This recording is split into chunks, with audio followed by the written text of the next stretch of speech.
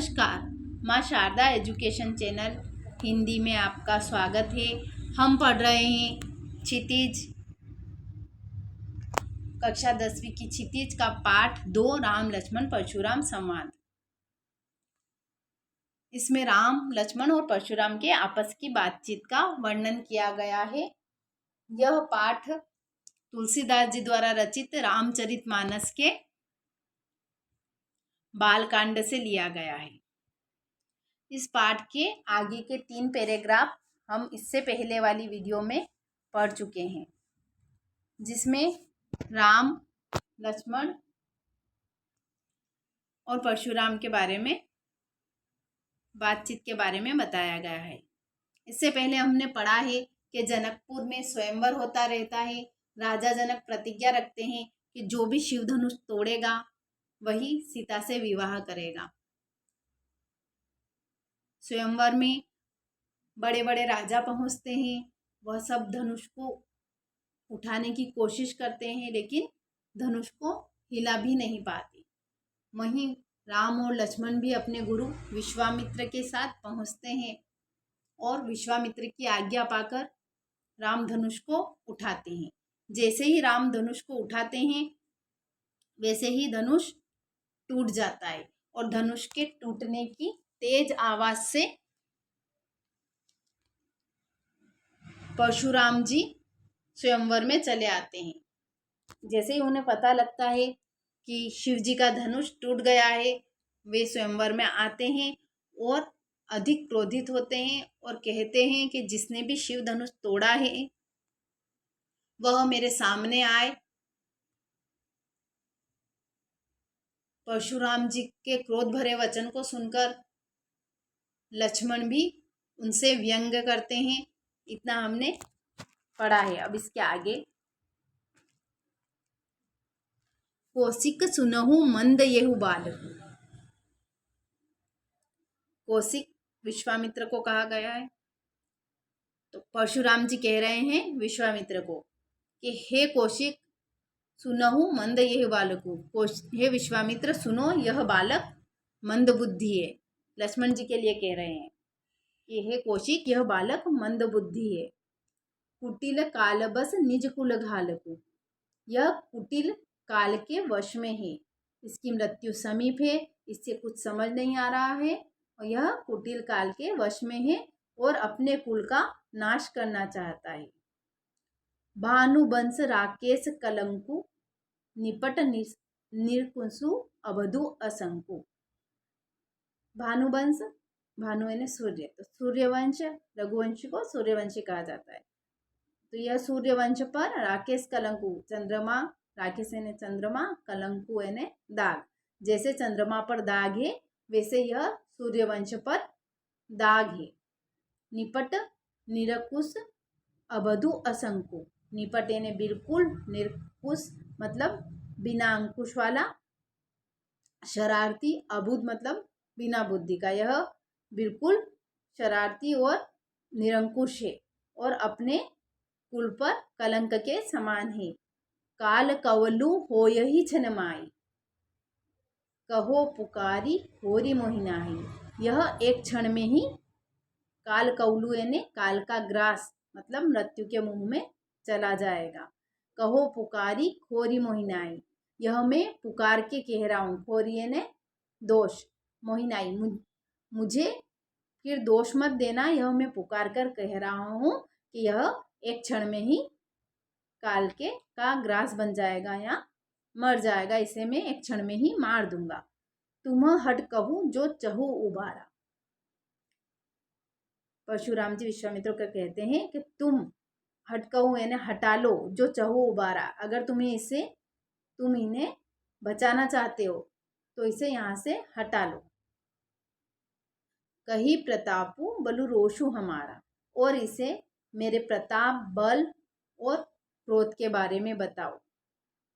परशुराम जी कहते हैं कि इसे मेरे प्रताप, बल और क्रोध के बारे में बताओ। और हे विश्वामित्र, अगर तुम इसे बचाना चाहते हो तो मेरे सामने से इसे हटा दो। लखन कहेऊ मुनि सुजस तुम्हारा। यह सब सुनकर लक्ष्मण बोलते हैं, मुनि सुजसु तुम्हारा। लक्ष्मण बोलते हैं, हे मुनि, तुम्हारा सुयश मैंने सुना है। तुम ही अछत को बरने पारा। तुम्हारा सुयश तुमसे अच्छा और कोई वर्णन नहीं कर सकता। लक्ष्मण कहते हैं परशुराम जी से कि हे मुनि, तुमने अपने यश का वर्णन इतना अच्छा किया है कि तुमसे अच्छा वर्णन तुम्हारे यश का और कोई नहीं कर सकता।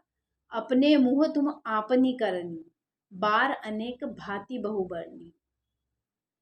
अपने मुँह, आपने अपने मुँह से अपनी करनी को अनेक बार और अनेक तरीके से, अलग अलग तरीके से वर्णन किया। बहुत बार अलग अलग तरीके से अपनी करनी का, अपनी यश का आपने वर्णन किया है। आपसे अच्छा वर्णन आपके यश का और कोई नहीं कर सकता। ये लक्ष्मण कह रहे हैं परशुराम जी को। नहीं संतोषु त पुनि कछु कहूँ। अगर इतना कुछ कहने के बाद भी आपको संतोष नहीं संतोषु तब पुनि कछु बढ़ने। अगर आपको इतना कुछ कहने के बाद भी संतोष नहीं हो रहा है तो पुनि कछु कहो, मतलब फिर से कुछ कहिए। आप अपने यश के बारे में फिर से कुछ कहिए। अगर इतना सब सुनाने के बाद भी आपको संतोष नहीं हो रहा है तो हे मुनि, आप और कुछ कहिए। जनि रिस रोकी दुसह दुख सहु। आप अपने गुस्से को मत रोकिए और गुस्से को रोककर दुख को सहन मत करिए। मैं सुन रहा हूँ, आप फिर से कुछ कहिए अपने यश के बारे में। वीर व्रती तुम धीर अछोबा। आप तो वीर व्रत को धारण करने वाले हो। आप तो वीरता के व्रत को धारण करने वाले हो, धीर को धारण करने वाले हो और क्षोभ से रहित हो। गारी देत न पावहु शोभा। हे मुनि, आप गाली देते हुए बिल्कुल शोभा नहीं पाते हो, क्योंकि आप तो वीर व्रतधारी हो, धीर को धारण करने वाले हो, धीरज धरने वाले हो और क्षोभ से रहित हो। सूर समर करनी करही कही न जनावही आपो। जो सूर मतलब शूरवीर जो होते हैं, जो शूरवीर होते हैं वो समर ने युद्ध में अपनी करनी करके बताते हैं। जो भी करना होता है युद्ध में वो करके बताते हैं, न कि जनावही आपो, नहीं कि किसी को बताते हैं, उसका प्रदर्शन नहीं करते हैं, अपनी करनी को करके बताते हैं। विद्यमान रन पाई रिपु कायर कथई प्रतापु। जो अपने विद्यमान यानी उपस्थित, जो रण में अपने शत्रु को अपने सामने उपस्थित पाता है और अपने प्रताप का वर्णन करता है, वो तो कायर होता है। मतलब कायर लोग ही शत्रु को, अपने दुश्मन को अपने सामने पाकर उससे युद्ध नहीं करता है और पहले अपने प्रताप का वर्णन करता है। तो लक्ष्मण परशुराम जी से कहते हैं कि जो सूरवीर होते हैं वो तो करके बताते हैं, जो भी करना होता है वो करके बताते हैं, बार बार अपने यश का, प्रताप का वर्णन अपने शत्रु के सामने नहीं करते हैं। तुम तो कालू हाक जनु लावा, बार बार मोही लाग बुलावा। लक्ष्मण जी कहते हैं ऐसा लगता है कि तुम तो मेरे काल को हाँक कर ला रहे हो। मुझे ऐसा लगता है कि आप तो मेरे काल को हाँक कर, मतलब बार बार मेरी मृत्यु को बुला रहे हो। बार बार मोही लागे बुलावा, ऐसा आप बार बार बोल रहे हो, आप कर नहीं रहे हो। आप बार बार कह रहे हो कि इसे मार दूंगा, इसे मार दूंगा, लेकिन आप मुझे मार नहीं रहे हो, सिर्फ कह रहे हो। बार बार मेरी मृत्यु को हाँक कर लाना मतलब बार बार मेरी मृत्यु को बुला रहे हो, जबरदस्ती मेरी मृत्यु को बुला रहे हो, लेकिन कुछ करके नहीं बता रहे हो। सुनत लक्ष्मण के वचन कठोरा, परसु सुधारी धरेऊ कर घोरा। लक्ष्मण के ऐसे कठोर वचन को सुनकर अपने परसे को सुधार कर, परसे को हाथ में लेकर, परशुराम जी अपने परसे को हाथ में लेकर खड़े हो जाते हैं। अब जनी देई दोसु मोहि लोगु। परशुराम जी बोलते हैं कि अब जनी देई दोसु मोहि लोगु, हे लोगों अब मुझे कोई दोष मत देना। कटुवादी बालकु बद जोगु। कटुवादी मतलब कड़वे वचन बोलने वाला। यह बालक कड़वे वचन बोलने वाला वध के योग्य है। बद जोगु मतलब मरने के योग्य है। इसलिए लोगों अब मुझे कोई भी दोष नहीं देना। बाल बिलो की बहुत में बाचा। बाल यानी बच्चा, बालक, बिलो की यानी देखा, देखकर। तो इसको बालक देखकर मैंने बहुत बार बाँचा मतलब समझाया है। अब ये हूँ मरनिहार भा साचा। अब ये खुद ही मरने के लिए सच में तैयार है। सच में अब ये मरने के लिए तैयार है। मतलब ये इतना बोल रहा है कि अब इसको मरना ही है। और मैंने इसको बालक समझकर बहुत समझाया है। कौशिक कहा क्षमय अपराधु। अब विश्वामित्र जी बोलते हैं परशुराम जी को। कौशिक कहते हैं क्षमय अपराधु कि हे परशुराम जी अब इसके अपराध को क्षमा करो। बाल दोष गुण गनहि न साधु। बाल मतलब बच्चों के दोष और गुण को साधु लोग नहीं गिनते हैं, इसलिए आप लक्ष्मण के दोष को, लक्ष्मण की गलती को क्षमा करो। खर कुठार में अकरुण को ही। अब परशुराम जी बोल रहे हैं कि मैं कठोर कुठार को धारण करता हूँ, मैं अकरुण को ही, मेरे में मुझ में करुणा नहीं है और मैं अत्यधिक क्रोधी हूँ। अकरुण मतलब करुणा रहित, को ही मतलब क्रोधी। तो मैं कठोर कुठार को धारण करने वाला और करुणा से रहित और अत्यधिक क्रोधी हूँ। आगे अपराधी गुरुद्रोही, और मेरे आगे यह अपराधी, अपराध करने वाला, गुरु का द्रोह करने वाला खड़ा है। उत्तर देत छोड़ो बिनु मारे। यह कब से मुझे उत्तर दे रहा है, तो भी मैंने इसे बिना मारे ही छोड़ा है। मैं इसे बिना मारे ही छोड़ रहा हूँ।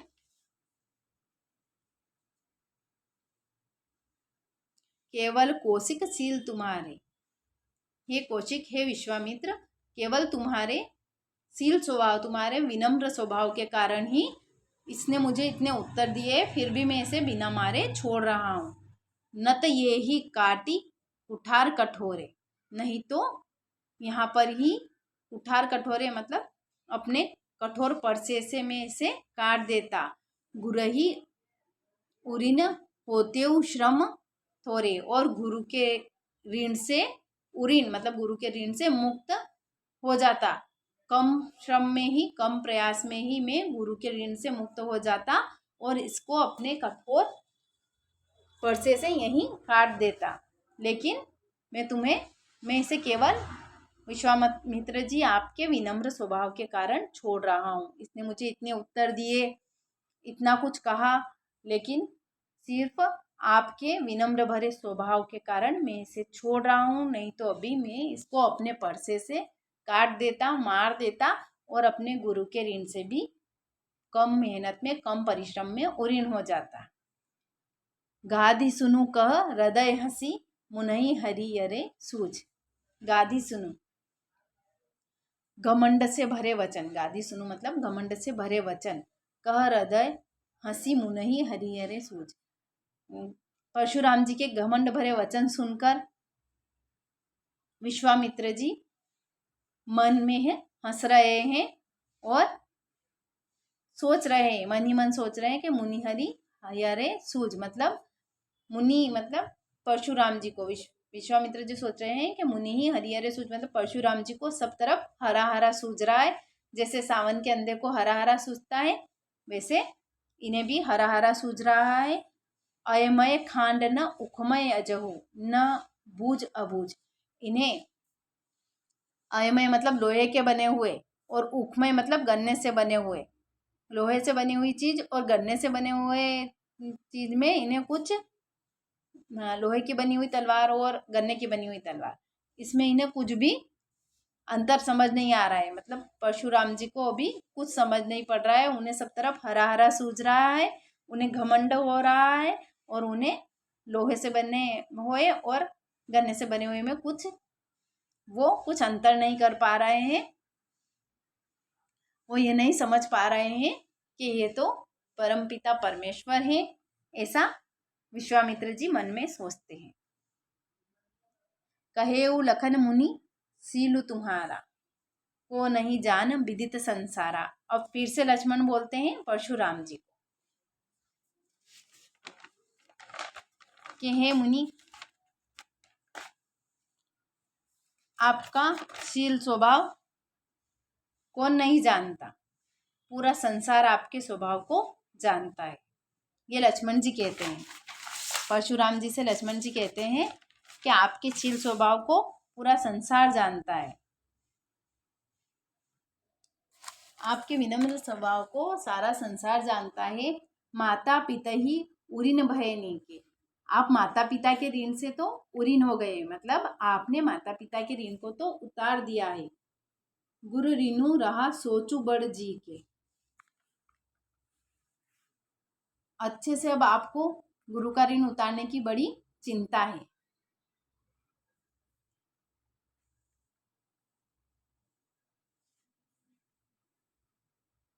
सो जनू हमें हमरे ही माथे काड़ा, दिन चली गए ब्याज बड़ बाड़ा।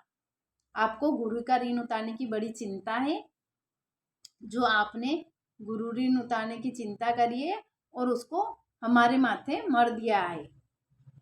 दिन चली गए ब्याज बड़ बाड़ा, अब तो बहुत दिन बीत गए हैं, अब तो बहुत ब्याज बढ़ गया होगा, अब तो बहुत ब्याज बढ़ गया होगा और आपने तो अपने गुरु का ऋण उतारने का हमारे माथे ही मर दिया है। अब आनीय व्यवहारिया बोली, व्यवहारिया मतलब लेखा जोखा रखने वाला। अब आप अपने लेखा जोखा रखने वाले को बुला लीजिए। अब आनी व्यवहारा बोली, तुरंत देव में थैली खोली। अब आप अपने लेखा जोखा रखने वाले को बुला लीजिए, तुरंत बुला लीजिए, मैं उन्हें तुरंत अपनी थैली खोलकर दे दूंगा। ऐसा लक्ष्मण जी परशुराम जी को कहते हैं कि आपने तो गुरु का ऋण हमारे मत्थे मर दिया है, कि हमें मारोगे तो आप गुरु के ऋण से उऋण हो जाओगे, और अब तो आपका इसका ब्याज बहुत दिन निकल गए, इसलिए ब्याज बढ़ गया होगा, तो आप अपने लेखा जोखा रखने वाले को बुला के लाइए, मैं तुरंत अपनी थैली खोलकर उन्हें दे दूंगा।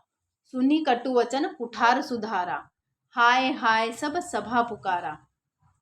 परशुराम जी के लक्ष्मण जी के ऐसे कटु वचन सुनकर, सुनी कटु वचन कुठार सुधारा, हाय हाय सब सभा पुकारा। लक्ष्मण जी के कटु वचन सुनकर परशुराम जी अपने कुठार को सुधारते हैं, थोड़ा सा अपने परसे को हिलाते हैं। हाय हाय सब सभा पुकारा, परशुराम जी को परसे को हिलाते हुए देखकर, क्रोध में देखकर पूरी सभा में बैठे हुए जितने भी लोग थे सभी हाय हाय बोलने लगे, हाय हाय करने लगे, सभा में हाहाकार मच गया।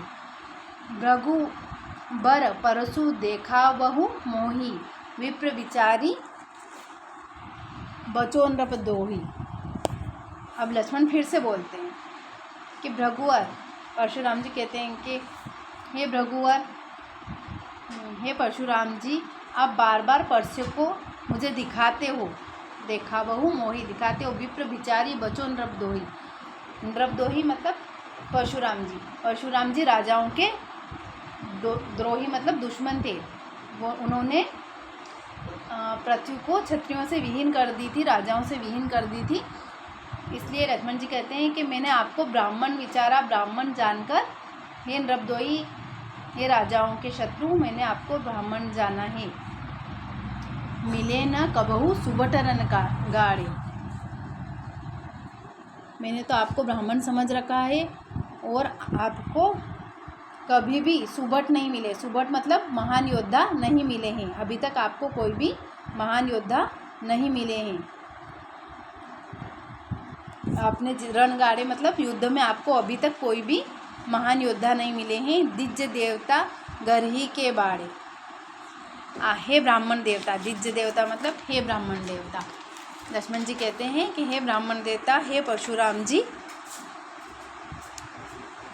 घर ही के बाड़े, आप अपने घर में ही बड़े हो, आप अपने घर के ही शेर हो, अभी तक आपको युद्ध में रण में कोई महान योद्धा नहीं मिला है। अनुचित कहे सब लोग पुकारे, लक्ष्मण जी की ये बात सुनकर सभी लोग बैठे हुए सभी लोग बोलने लगते हैं कि यह सब अनुचित है, पुकारे मतलब बोलते हैं लोग, अनुचित कही, सब कहते हैं लक्ष्मण जी जो कह रहे हैं वो अनुचित है, गलत कह रहे हैं। रघुपति सह नहीं लखन नेवार, राम वहीं, रघुपति सह नहीं लखन नेवार, राम नेवारे मतलब अपने नेत्रों के इशारे से लक्ष्मण जी को चुप करा देते हैं। सही नहीं मतलब राम लक्ष्मण को अपने नयन के आँखों के इशारे से चुप करा देते हैं।